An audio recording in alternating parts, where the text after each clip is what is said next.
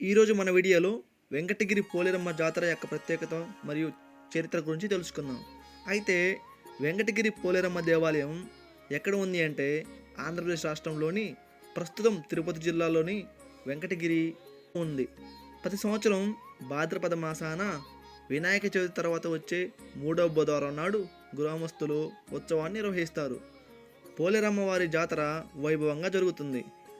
అయితే వెంకటగిరి పోలేరమ్మ జాతర పూర్వం రాజుల కాలం నుండి జరుగుతుంది. 1917 సంవత్సరంలో వెంకటగిరి సంస్థానంలో చాలామంది ప్రజలకు కలరామ సూచి వ్యాధులు ఎక్కువ రావడంతో ఎంతోమంది ప్రజలు చనిపోయారు. అప్పటి రాజులు ప్రజలను కాపాడేందుకు వెంకటగిరి రాజవంశస్థులు కలరా వ్యాధి తగ్గడం కోసం ఒక యాగం చేశారు. అప్పుడు కలరా వ్యాధి తగ్గింది. 1919లో కలరా వ్యాధి తగ్గిన కారణంగా వెంకటగిరి రాజావారు ఆ సంవత్సరం ఘనంగా జాతర జరిపారు. ప్రతి ఏటా పోలేరమ్మ జాతర ఏ విధంగా నిర్వహిస్తారు అంటే ప్రతి సంవత్సరం భాద్రపద మాసాన వెంకటగిరి గ్రామస్తులు 5 రోజుల పాటు ఉత్సవాన్ని నిర్వహిస్తారు. ప్రతి సంవత్సరం వినాయక చవితి తర్వాత వచ్చే మొదటి బుధవారం నాడు అర్ధరాత్రి సమయంలో ఊరి గ్రామస్తులు మొదటి చాటింపు వేస్తారు.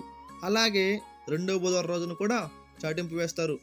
మూడో బుధవారం గురువారం నాడు అమ్మవారి జాతర నిర్వహిస్తారు. జాతర జరుగుతున్న సమయంలో ఎవరింట్లోనూ కూడా శుభకార్యాలు చేసుకోరు.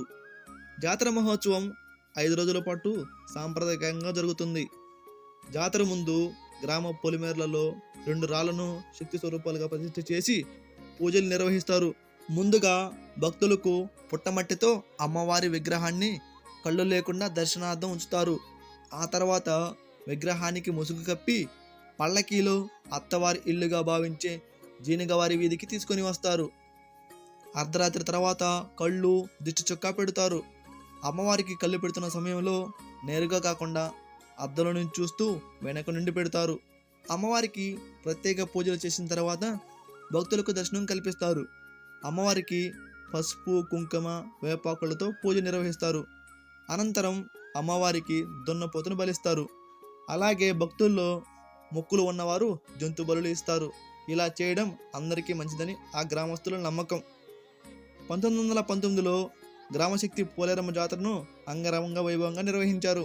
అప్పటి నుండి వేడుకను భారీగా చేయడం ఆనవాయితీగా మారింది.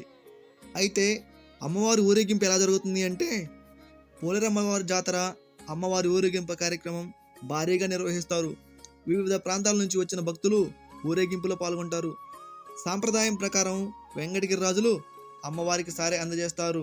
గురువారం సాయంత్రం 4 గంటల ప్రాంతంలో అమ్మవారిని ట్రాక్టర్పై ఊరేగింపుగా రాజా వీధి మీదుగా కాశీపేట శివాలయం వీధి మీదుగా మల్లమ్మగుడి ప్రాంతంలో నిమజ్జనం చేస్తారు. నిమజ్జనం చేయడానికి వచ్చిన భక్తులందరూ కూడా అమ్మవారిని అక్కడ మట్టిని తీసుకుని ఇంట్లో పెట్టుకున్నట్లయితే చాలా మంచిదిగా భావిస్తారు. చూశారు కదా, ఇలాంటి పుణ్యక్షేత్ర చరిత్రలు, కథలు, రామాయణ మహాభారత కథలు, దైవ కథలు, పండగ ప్రాముఖ్యత కథలు మరియు పల్లెటూరులో అంతరించిపోతున్న భజనలు, కోలాటాలు, నాటకాలు, డ్రామాల కోసం మన ఛానల్ని సబ్స్క్రైబ్ చేయండి, లైక్ చేయండి. లైక్ చేయడం వల్ల మరి కొంతమంది చేరుతుంది. మీ ఎంకరేజ్మెంట్ అనేది మాకు చాలా అవసరం. ఈ ఎంకరేజ్మెంట్ ఉండడం వల్ల మరి కొన్ని వీడియోస్ బాగా చేయడానికి ట్రై చేస్తాము. Thank you.